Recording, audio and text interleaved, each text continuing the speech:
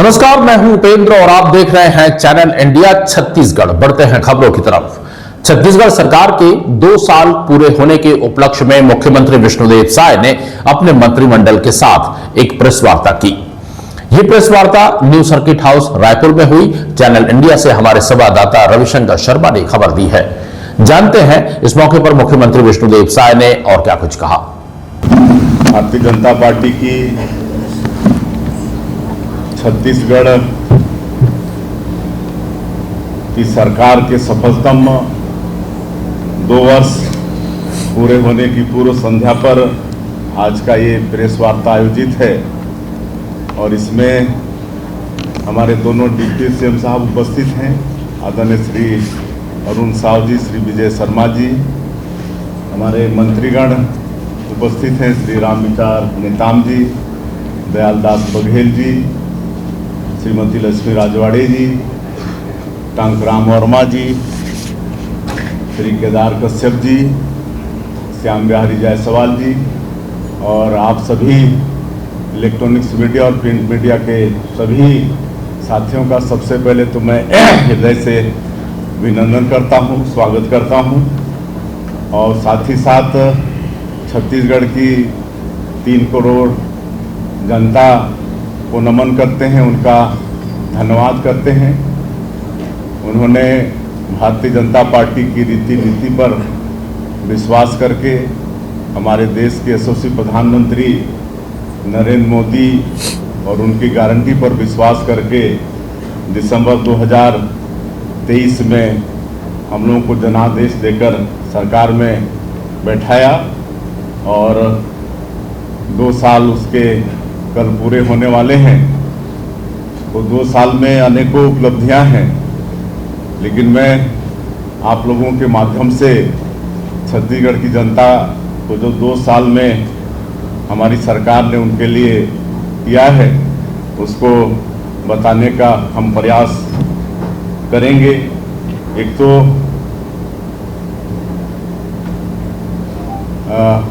पिछली सरकार में 18 लाख गरीब लोग प्रधानमंत्री आवास से वंचित हो गए थे। ग्रामीण क्षेत्रों में एक भी गरीबों का मकान नहीं बना था, जबकि सबका एक सपना होता है कि अपना एक घर हो, सबके सर में छत हो, लेकिन अपने अधिकार से वंचित हो गए थे। और माननीय प्रधानमंत्री जी चुनाव प्रचार के दौरान ये वादा किया था कि भारतीय जनता पार्टी की सरकार बनती है तो मुख्यमंत्री का पहला काम होगा कि 18 लाख गरीबों का प्रधानमंत्री आवास स्वीकृत करेगा। और आज मुझे बताते हुए खुशी हो रही है कि 13 दिसंबर 2023 को सरकार शपथ ली और बिना देरी के अगले ही दिन 14 दिसंबर 2023 को पहले ही कैबिनेट में 18 लाख प्रधानमंत्री आवास की स्वीकृति दे दिए और आज 2 साल में सबके मकान बहुतों के पूरे हो गए हैं, बहुतों के बन रहे हैं और एक उनको विश्वास सरकार के प्रति बढ़ा है। उसी तरह से किसानों से भी वादा था कि हम किसानों का धान प्रति एकड़ 21 क्विंटल खरीदेंगे और 3100 रुपया धान का कीमत देंगे। तो इस साल तीसरा साल चल रहा है, तीसरा साल धान खरीदी अभी चालू है। पिछले 2 साल 21 क्विंटल प्रति एकड़ धान खरीदे और 3100 रुपया धान का कीमत दिए। अंतर की जो राशि है उसको भी धान खरीदी समाप्त होने के 1 सप्ताह के भीतर ही सभी किसानों के खाते में भेज दिए और इस साल भी धान की खरीदी चालू है। और 2 साल का बकाया बोनस भी था, जिसको शायद किसान भूल गए थे कि शायद वो नहीं मिलेगा, जबकि कांग्रेस अपने घोषणा पत्रों में भी वादा किया था कि 2 साल का बकाया बोनस देंगे, लेकिन उनको 5 साल सरकार चलाने का अवसर मिला, लेकिन धान का बोनस नहीं दिए।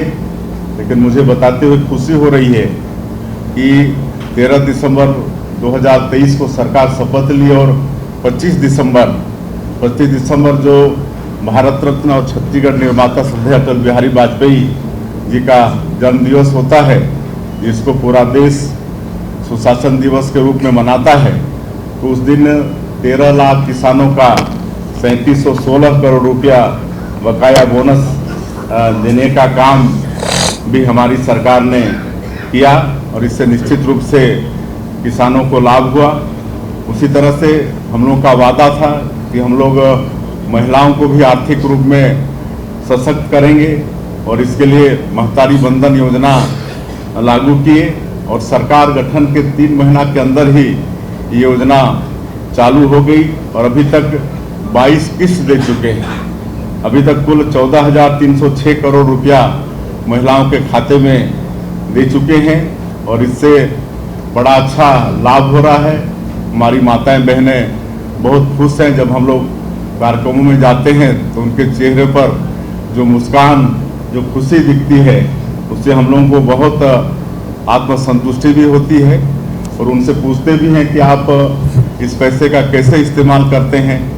तो अनेकों तरह की वो बात बताते हैं। कोई कहती है कि हम अपनी बेटी के नाम से सुकन्या समृद्धि योजना का खाता खोले हैं, प्रति महीना उसमें जमा कर रहे हैं। कोई सिलाई कढ़ाई नया मशीन खरीद कर 4 से 5 हज़ार रुपये महीना सिलाई कढ़ाई करके कमा रही हैं। कोई छोटा मोटा सब्जी भाजी की दुकान उसको बढ़ा के अपना आर्थिक सशक्तिकरण कर रही हैं। एक आध गाँव में तो ऐसा भी देखने को मिला है कि सब महिलाएं चंदा करके प्रभु श्री राम का मंदिर भी बनाने का काम कर रही हैं और ये काम सारंगढ़ विधानसभा के दानसरा गांव में हो रहा है।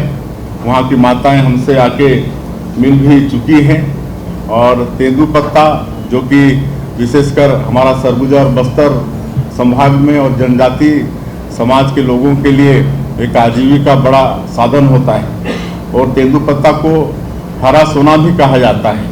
तो तेंदुपत्ता का कीमत भी 4,000 मानक बोरा से बढ़ा के 5,500 मानक बोरा किए हैं। इससे 13 लाख परिवार तेंदुपत्ता से जुड़ा हुआ है और चरण पादुका योजना जो बंद हो गया था उसको भी पुनः चालू किए हैं। काहे कि ये तेंदुपत्ता तोड़ने का काम गर्मी के दिनों में होता है और जंगल वगैरह में जिनके पैरों में चप्पल जूते नहीं होते तो कई बार कांटा खूंटी गड़ने से गैंग्रीन जैसे बीमारी भी हुआ है और पैर तक काटना पड़ा है। तो चरण पादुका योजना भी हम लोगों ने पुनः चालू किया है। 73 लाख गरीब परिवार को मुफ्त में राशन दे रहे हैं।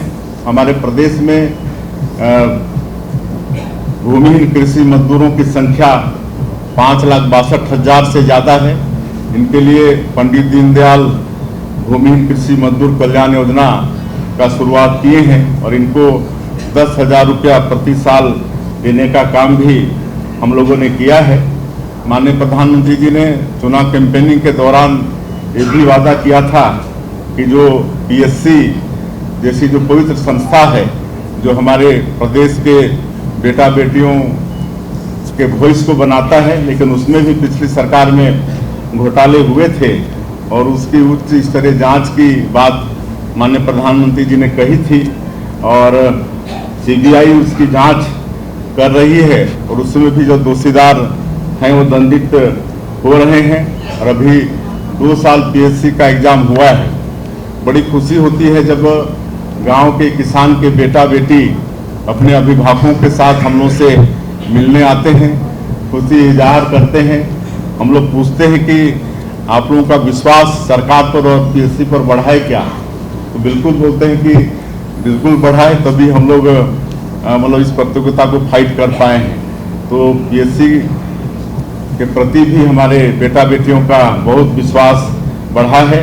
हम लोग साथ में नौकरी की भर्ती में भी 5 साल का छूट दिए हैं और छत्तीसगढ़ वैसे बहुत समृद्ध प्रदेश है, खनिज संपदा से भरपूर है, वन संपदा भी है, सैकड़ों तरह के फॉरेस्ट प्रोड्यूस हैं। यहाँ की मिट्टी भी उर्वरा शक्ति से भरपूर है, मेहनतकश किसान हैं और छत्तीसगढ़ के लोगों के लिए देश में कहा जाता है कि छत्तीसगढ़िया सबले बढ़िया। तो लेकिन छत्तीसगढ़ इतना समृद्ध होते हुए भी विकास में एक बहुत बड़ा बाधक ये नक्सलवाद था। लेकिन आप सब लोग और आज पूरा देश वाकिफ है कि 2 साल में डबल इंजन की सरकार के कारण और हमारे माननीय प्रधानमंत्री जी और माननीय केंद्रीय गृह मंत्री जी की दृढ़ इच्छा शक्ति के कारण आज हमारे यहाँ के जवान, सुरक्षा बल के जवान बहुत मुस्तैदी के साथ, साहस के साथ नक्सलवाद के खिलाफ में लड़ाई लड़ रहे हैं। उनके साहस को भी हम नमन करते हैं और माननीय गृह मंत्री जी के मार्गदर्शन में आज नक्सलवाद हमारे छत्तीसगढ़ में समाप्ति की ओर है। अभी 2 साल में 505 से ज़्यादा नक्सली न्यूट्रलाइज हुए हैं, 2386 से ज़्यादा आत्मसमर्पण किए हैं, 1901 से ज़्यादा गिरफ्तार हुए हैं। 2 साल में हमारी सरकार और हमारे केंद्र सरकार के मार्गदर्शन में हमारे जवान इतना ताकत के साथ नक्सलवाद के खिलाफ में लड़े हैं कि पिछली कांग्रेस की सरकार 5 साल में भी लड़ नहीं पाई। तो इस तरह से नक्सलवाद भी समाप्ति की ओर है और हम लोग ये जानते हैं कि वहाँ पर नक्सलवाद समाप्ति के बाद विकास पहुँचाना बहुत आवश्यक होगा और इसके लिए हमारी सरकार ने एक नियत नीलानार योजना शुरू किया है। नियत नीलानार ये गोंडी भाषा में है, इसका अनुवाद है, हिंदी अनुवाद आपका सुंदर गांव। और इसके माध्यम से हम लोग जैसे जैसे सुरक्षा कैंप खुल रहे हैं वैसे वैसे नियत नीलानार योजना के माध्यम से वहाँ पर विकास को पहुँचा पा रहे हैं। वहाँ सड़कें बन रही हैं, वहाँ पर बिजली पहुँच रही है, घरों में पानी पहुँचा रहे हैं, राशन कार्ड वहाँ पर बन रहा है, राशन पहुँच रहा है, दूरसंचार के साधन वहाँ पर खड़े कर रहे हैं, स्कूल जो बंद था फिर से स्कूल खुल रहे हैं, अस्पताल खुल रहे हैं, कुंवरती जैसे गांव में भी आज अस्पताल खुला है। तो ये सब हम लोग कर पा रहे हैं। उस क्षेत्र में कोई जाता नहीं था, जाने से सब डरते थे, लेकिन आज हम लोग कहीं ना कहीं 400 से ज़्यादा गाँव को आबाद कर चुके हैं, वहाँ पर शांति व्यवस्था आ चुकी है। तो नक्सलवाद के क्षेत्र में भी हमारी सरकार ने 2 साल में अभूतपूर्व काम किया है। उसी तरह से हमारा ये छत्तीसगढ़ प्रभु श्री राम का निहाल है, माता कौशल्या का मैके है और हम लोग प्रभु श्री राम को अपना भाचा मानते हैं। तो बड़ा सौभाग्य का विषय है कि 500 साल के हिंदुओं के संघर्षों के बाद अयोध्या पवित्र धाम में प्रभु श्री राम विराजित हुए हैं। तो हमारी सरकार ने एक रामलला दर्शन योजना शुरुआत किया है और इसके तहत अभी तक 38,000 से ज़्यादा राम भक्त सरकारी खर्चे से अयोध्या जाकर प्रभु श्री राम का दर्शन करके उनसे आशीर्वाद लेकर आए हैं। एक हमारे बूढ़े बुजुर्गों की भी इच्छा होती है कि मतलब अंतिम समय में कहीं तीर्थ व्रत कर लें, लेकिन हर परिवार में वो सक्षमता नहीं होती है।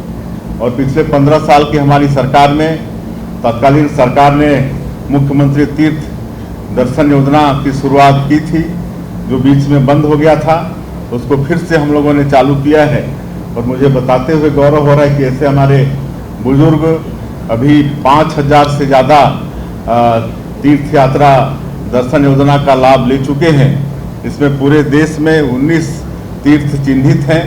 तो जहाँ भी हमारे बुजुर्ग इच्छा करते हैं वहाँ पर उनको दर्शन कराया जाता है।